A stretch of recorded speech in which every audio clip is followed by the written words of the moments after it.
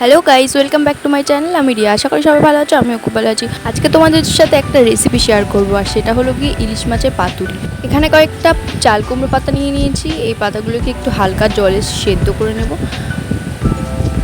তো দেখতেই পাচ্ছ এখানে কড়াইতে আমি জল দিয়ে দিয়েছি, আর এখানে মশলা করে নিচ্ছি। মশলাতে সাদা সর্ষে, কালো সর্ষে, পোস্ত আর হচ্ছে গিয়ে কাঁচা লঙ্কা ওখানে বেটে নিচ্ছি। আর এখানে আমার হাফ বয়েল করা হয়ে গেছে পাতাগুলোকে।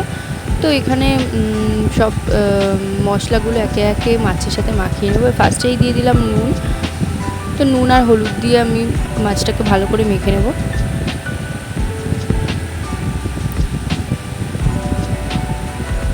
তো তারপর দিয়ে দিচ্ছি এখানে সর্ষের তেল। তো এই সব মশলা ভালো করে মাখিয়ে নিতে হবে।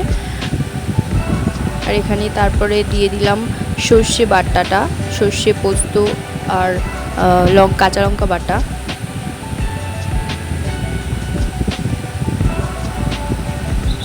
তারপর এখানে পাতাগুলোকে সুন্দর করে সাজিয়ে রেখেছি, আর তার উপরে এই মাছগুলোকে দিয়ে দিতে হবে।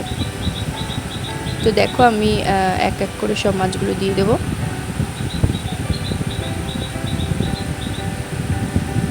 আর আমি এখানে চাল কুমড়ো পাতা ইউজ করেছি, তোমরা চাইলে কুমড়ো পাতা বা লাউ পাতা দিয়েও এটা করতে পারো। তো ভীষণই টেস্টি হয়। তো তোমরা দেখতে থাকো। এখানে সব মশলাগুলো দেওয়ার পর আমি একটা করে লঙ্কা এখানে চিড়ে দিয়ে দিয়েছি, আর তারপরে দিয়ে দিচ্ছি একটু একটু করে সর্ষের তেল। তো এই রান্নাটা সর্ষের তেলে করলেই টেস্ট হয়। তারপর এখানে এক এক করে আমি এইভাবে করে মুড়ে নেব, আর শেষে একটা সুতো দিয়ে ভালো করে এটা প্যাঁচিয়ে নিতে হবে যাতে না খুলে যায় ভাজার সময়।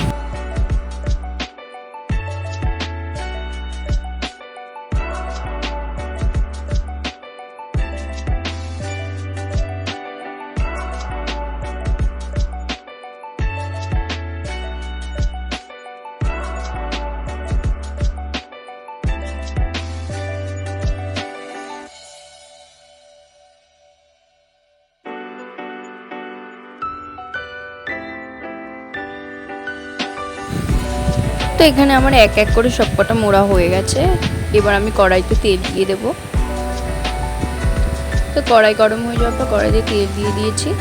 এবার সবকটাকে এক এক করে ভেজে নিতে হবে।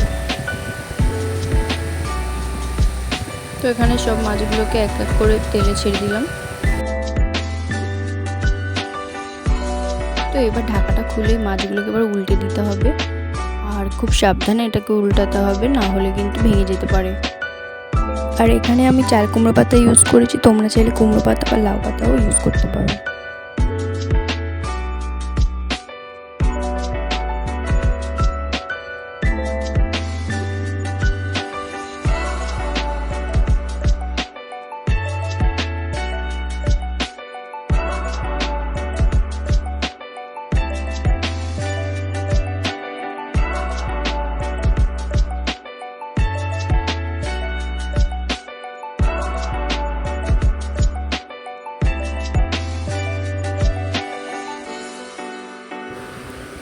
তো ঢাকনাটা তুলে এবার দেখিনি হয়েছে কিনা এটা।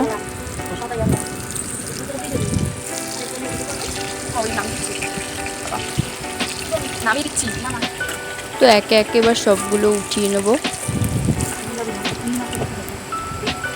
আর খুব সাবধানে এগুলোকে ওঠাতে হবে যাতে ভেঙে না যায়।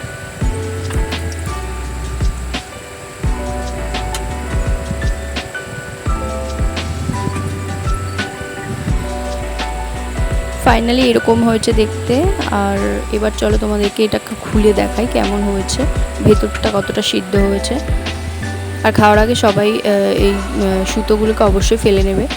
তো ভিডিওটা এতটুকুই ছিল। যদি তোমাদের ভালো লাগে তো অবশ্যই চ্যানেলটাকে সাবস্ক্রাইব করবে, আর পাশে থাকা বেল আইকনটাকে অবশ্যই প্রেস করে দেবে যাতে নতুন নতুন ভিডিও তোমাদের কাছে পৌঁছে যায়। লাইক, কমেন্ট, শেয়ার করতে ভুলো না। টাটা।